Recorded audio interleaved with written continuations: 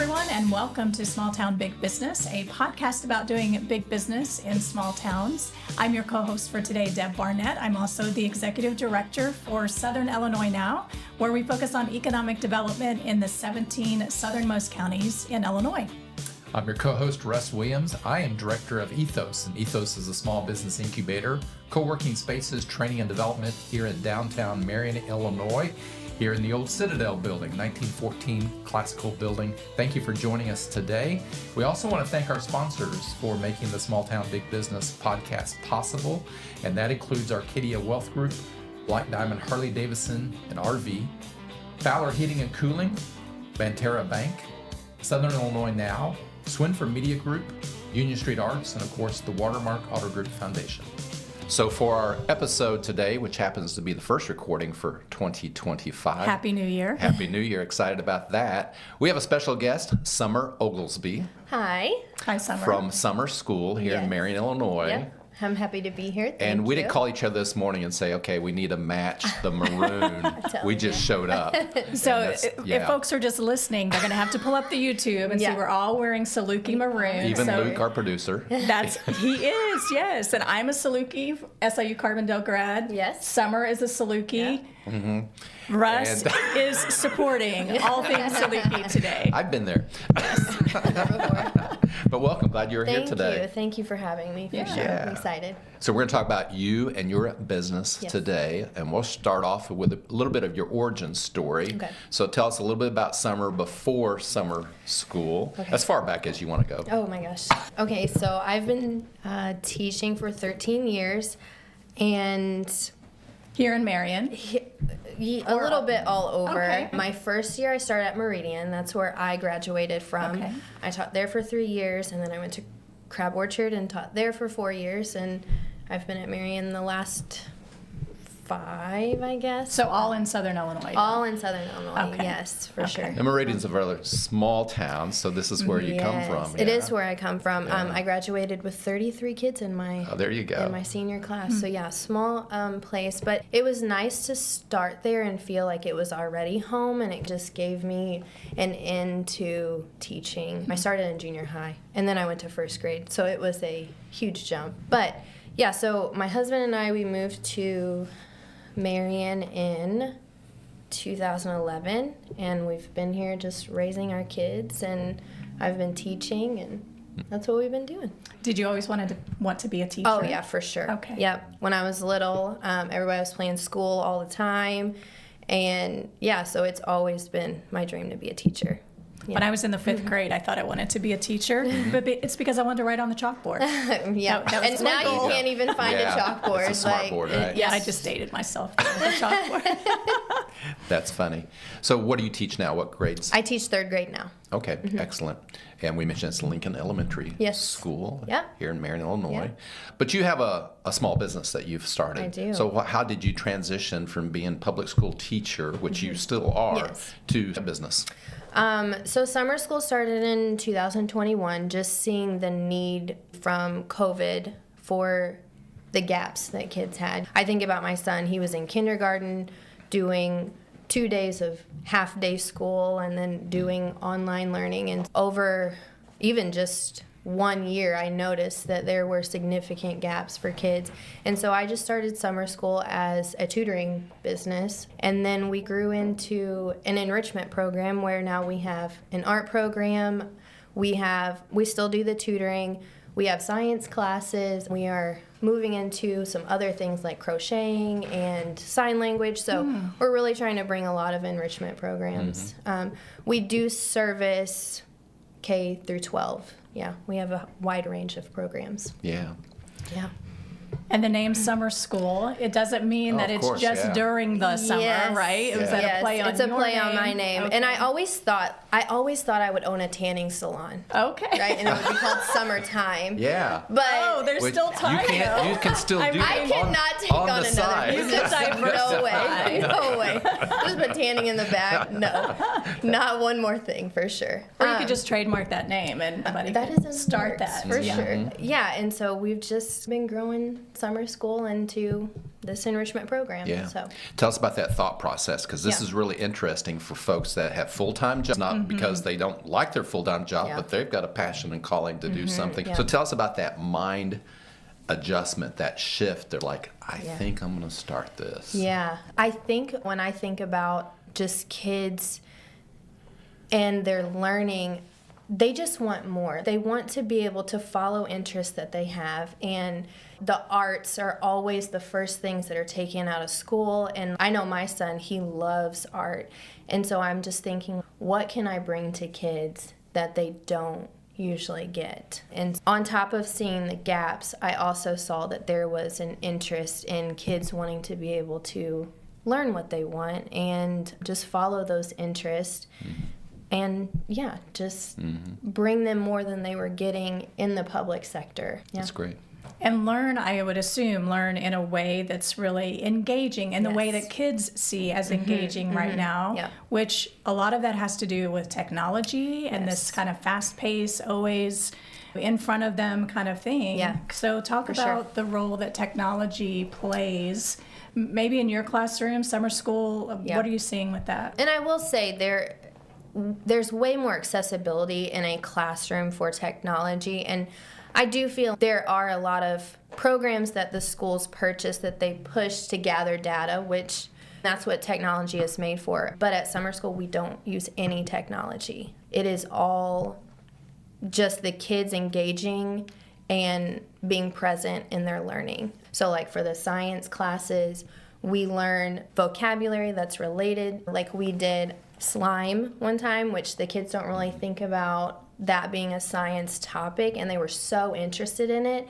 and they were able to give me the vocabulary back, and they knew what was happening. And to me, it was, we don't have to use technology. They can learn without that, and we don't have any at summer school. Was there any pushback from kids initially? No.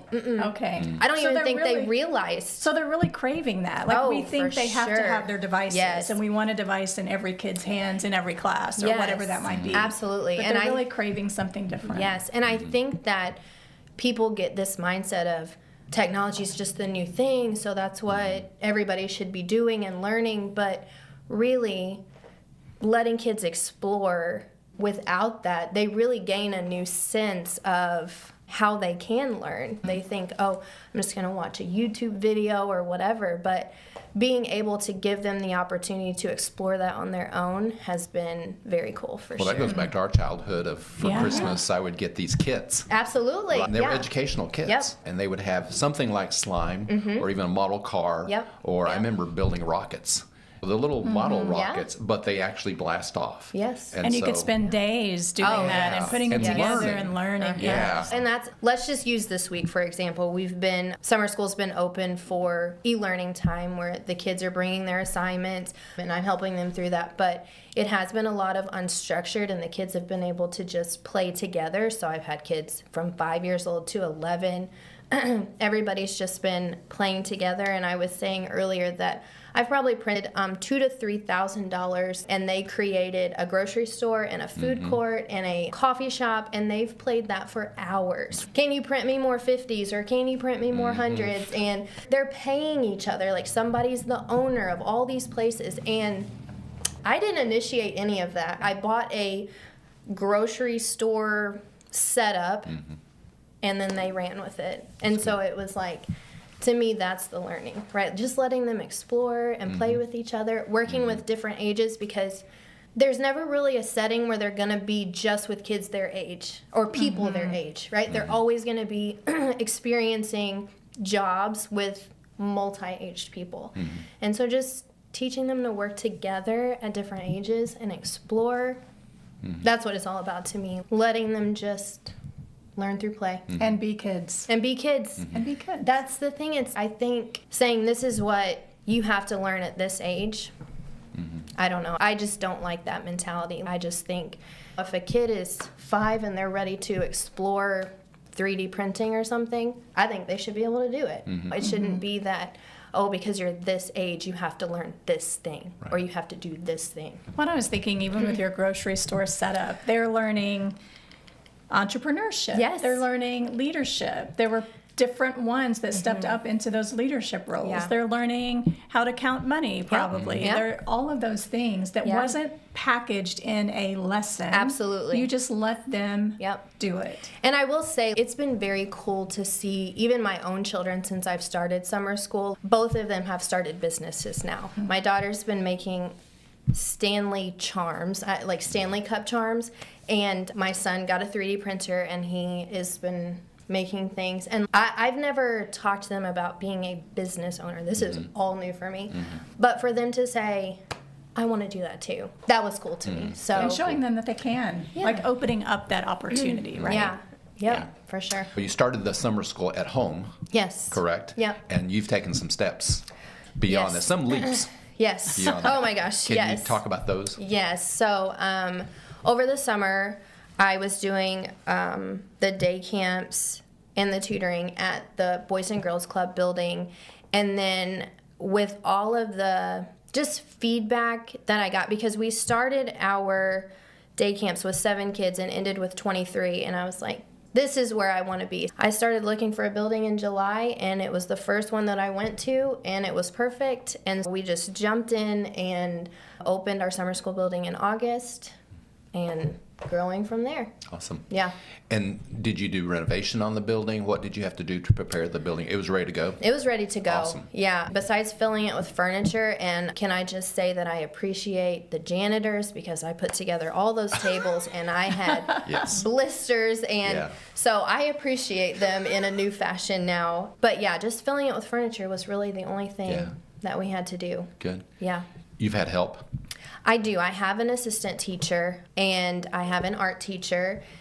And so those are my 2 team members at this point. We do have, I guess I have 2 other tutors, but they're in college and high school, and so they do when they can. But so. Your spouse is hands off and say, I support you, but go for it, or does he jump in? He is more on the supportive side. It's just, he doesn't have that mentality of an educator, and so he totally is on board with the idea, but more hands off in the business side of it. Yeah.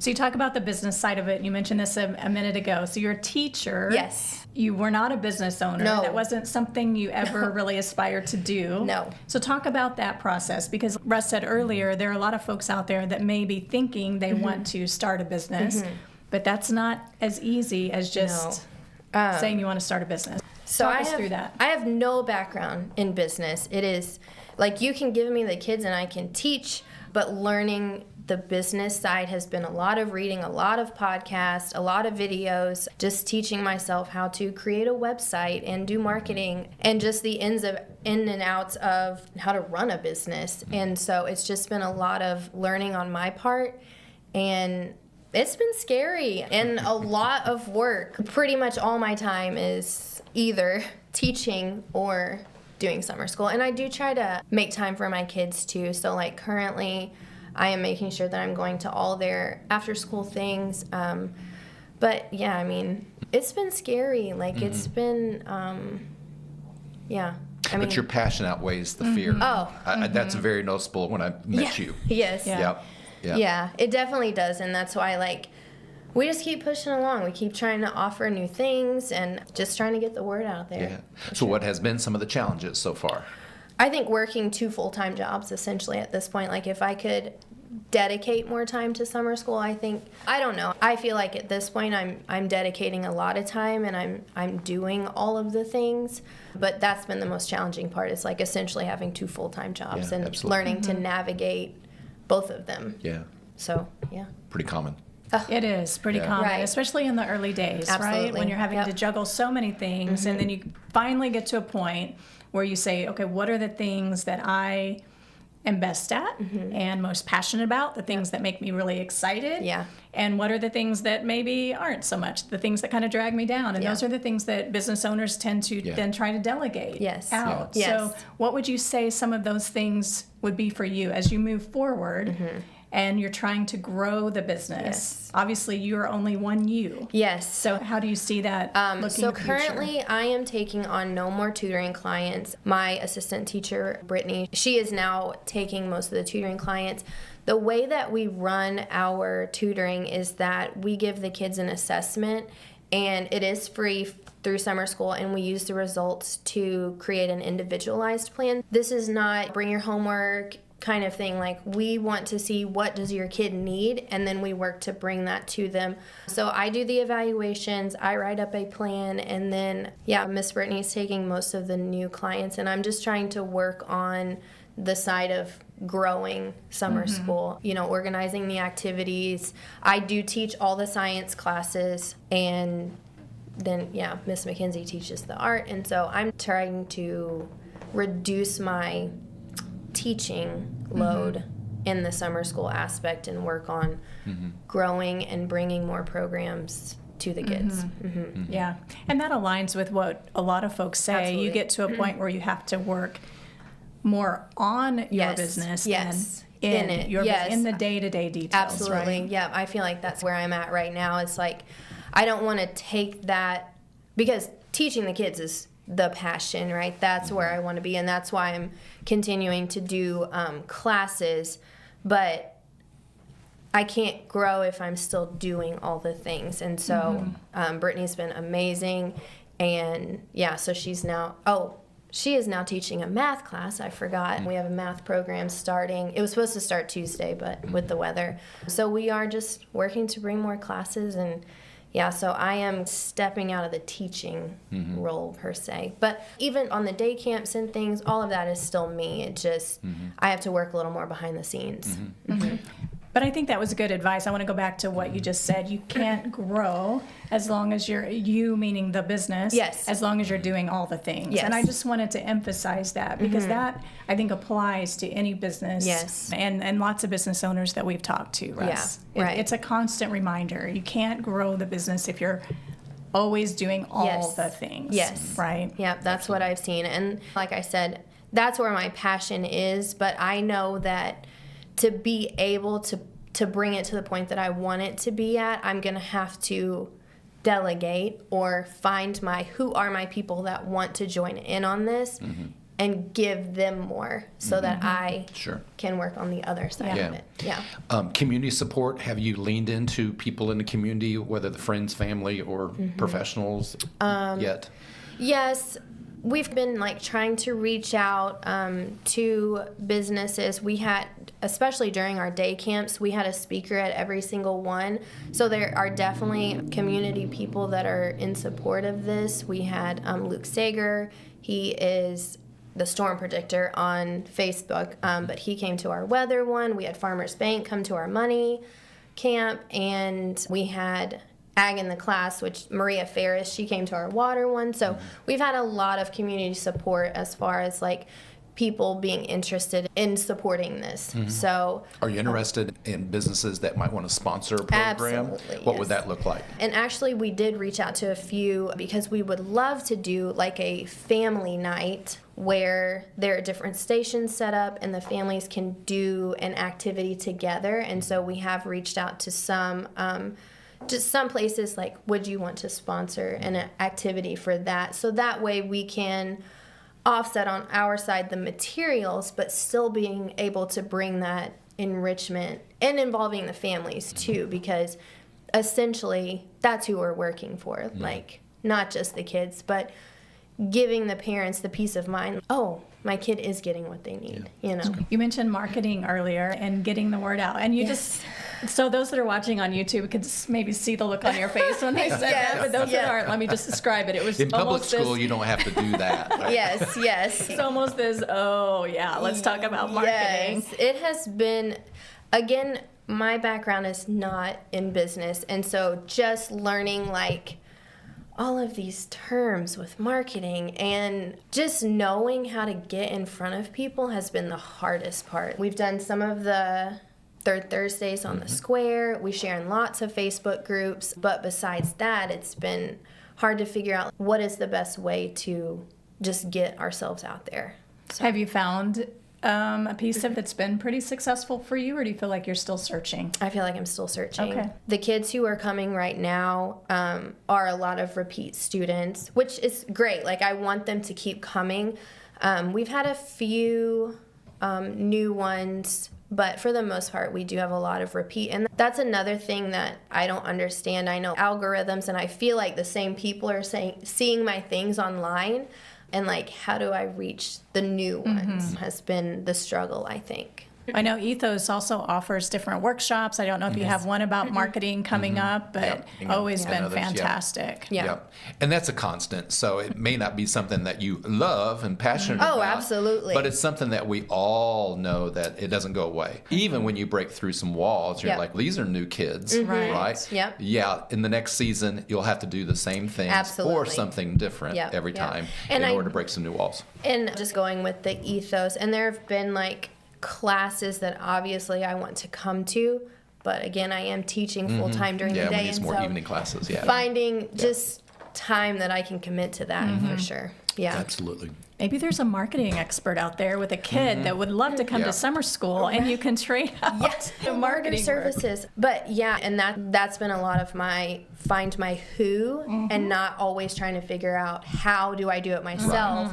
Who do I need to help me with this? We've talked about getting you in here for some coaching, like one-on-one, absolutely. here's some information to help you. Yep. Absolutely. Tell me your age range again right now. What classes you're serving, what grades? I would say we're mostly elementary based, but we have a tutor for junior high and high school, all subjects. And our high school tutor, she is getting ready to start like an ACT, SAT prep program. Right. So we do try to cater also to older students. We had an art program not too long ago that was like 5th to 8th grade students. We are a K-12, but I would say most of our students are K-5. And what would you say to parents that, or maybe a mom or dad that says, I'm on a budget, this is private, I just don't know if I can. What would you address? What would you say? I would say, what is your kid's education worth to you? What is making sure that your kid is prepared for either the next grade or making sure that those gaps are filled? What is that worth to you? Good. Yeah. I almost wonder, too, if there would be any businesses out there that would be interested in helping to sponsor kids. This is our future talent. And I will say, Farmers Bank, when they came over the summer, they did sponsor 3 kids to come to a day camp. Yeah. I think there is potential for sponsors. It's, again, getting my name out there as far as. Absolutely. And I think some of it is a misconception of summertime and what do you do? What do you offer? And so we try to do a lot of this is who we are, but this is also what we're offering. And I think sometimes it just gets muddled, especially like in the marketing part of sharing on Facebook groups and things like that. I think there is a little bit of disconnection between who do we serve and what is our purpose. So really being able to tell your story and people understanding the story, the passion behind it, the results behind it with kids. And that'll get there. And hopefully this will help folks understand that as well. This is Deb's question. I'll steal it. So you're going to steal my question? All right, so take it away. Tell us your why. Why do you do what you do? Oh my gosh, my kids. That's been the biggest drivers. I want my kids to have more. I want them to have the ability to pursue their interest and also not going so fast. Just because you're 7 doesn't mean you have to learn this, right? I want them to be able to explore what they like and learning at their pace and not feeling stressed out about it. But I also like to teach things like discipline. And at summer school, one of the things is I'm not cleaning up, right? I'm teaching the kids this is how we should do it properly. And again, sometimes they don't always get those kinds of things in the classroom. I wanted more for my kids. That's been my biggest thing. I want to give them the experiences that maybe they're not going to see in the classroom. And just seeing, I think, the effects from COVID, that's been the biggest driver for making sure that summer school is bringing the best quality, because there are lots of gaps, especially like when I see it at third grade level. Last year was very scary, and those kids were kindergartners during COVID. So I think just academic gaps, but then also seeing like the need for teaching kids that you can pursue what you want, and it doesn't have to be tied to a device and things like that. So, my kids have been the biggest driver for sure. Yeah. Summer, when Russ asked that question, for those who are watching by YouTube, they might be able to see it. If they're just listening, maybe not. You really teared up. Like, I know, you got I know. emotional. So I can tell that this is something that is really a passion for you. Yeah. But it's more than that. I mean, it's about raising up other human beings and seeing that gap. Yep.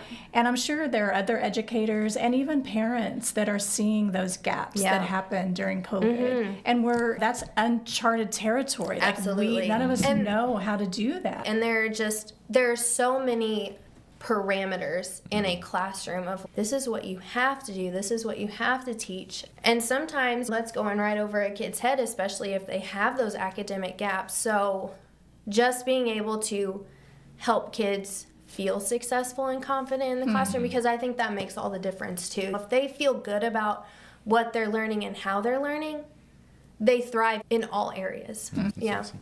I can see a kid 20 years from now that's an adult coming back and saying, Miss Summer, that's where the difference I just started. saw one at McDonald's. She's a senior this year. I taught her in 4th grade, and she's, I still remember blank. And I'm like, that's it, awesome. right? Yeah. So that's good. So many great educators out there. Absolutely. And kudos to you for taking Thank that you. next step Yes. to help fill the gap. So for others that are listening, and maybe they're somewhere around the country and they're seeing this, there's another educator or a parent, as I mentioned, how do they get in touch with you, or maybe learn more about what you're doing, ask some questions, that sort of thing? So I think the biggest thing that I need to mention is that Summer is spelled with one M. I do think that kind of gets confused sometimes. So Sumer, which again is your name. Yes. Okay. Yes. So just the play on Summer. But we have a website. It's summerschool.com. We have email, summerschool1@gmail. I can be called. Social media? We do. We have a Facebook page, Summer School. And with one M. Okay. We do not do it just in the summer. We are here ready to serve. Excellent. Yeah. Anything we missed that you would like to share today? I don't think so. I'm just excited to continue to bring these programs to kids, and we just want to keep growing. That's excellent. Well, you did a great job today. Thanks. And thank you for bringing that to Marion, to Southern Illinois. Yes. And because I will say we have kids come from West Frankfort, Heron, so it's not just a Marion thing. regional. Like we're hoping to get into the digital space this year. That's our goal, like to offer online tutoring. Yeah. That's great. Very good. And I think it would be good to mention, when you mentioned the digital space, this week in Southern Illinois, at the time of this recording, we experienced a major ice storm. Kids were out of school all week. What role did you play, if any, in helping kids through that? Yeah, we opened up summer school just as if you want to bring your kid for e-learning support. And we have a friend who joined us who hasn't had power all week. And, that was hard for him. That was a challenge. But not only that, the kids have been out of school already for 3 weeks. So just the holidays, the break. So just the socialization on top of just helping as much as we can with e-learning. And so that's where we've been this week, just giving the kids the chance to get in there and get the help they need. Another gap filled. Exactly. Right. Yeah. Sumer Oglesby, thanks for joining us from the Thank you summer for school. having me. We'll have to break out the tissue box next time. I know, I'm so sorry. Small Town Big Business podcast. I know, No, I get that's so awesome. emotional about this. It's a good thing. Yeah, Yeah. thank you. And we want to thank everyone for tuning in to the Small Town Big Business podcast and our sponsors. Thank you to Arcadia Wealth Group, Banterra Bank, Black Diamond Harley Davidson and RV, Fowler Heating and Cooling, Southern Illinois Now, Swinford Media Group, Union Street Arts, and of course the Watermark Auto Group Foundation. And of course, you can find Small Town Big Business. I feel like saying this is super boring right now after this. Chant it. I know, right? Just find Small Town Big Business on your favorite podcast platform or also on our YouTube channel. Don't forget to subscribe, share it with your friends. Lots of great episodes there. This one is going to be fantastic. So I'm Deb Barnett with Southern Illinois Now. You can find us at southernillinoisnow.org. And I'm Russell Williams, Director of Ethos, Co-working Spaces, Training Development, and Small Business Incubator. Find us at ethosmarion.org, where you'll find all the episodes of the Small Town Big Business podcast. Thank you for joining us.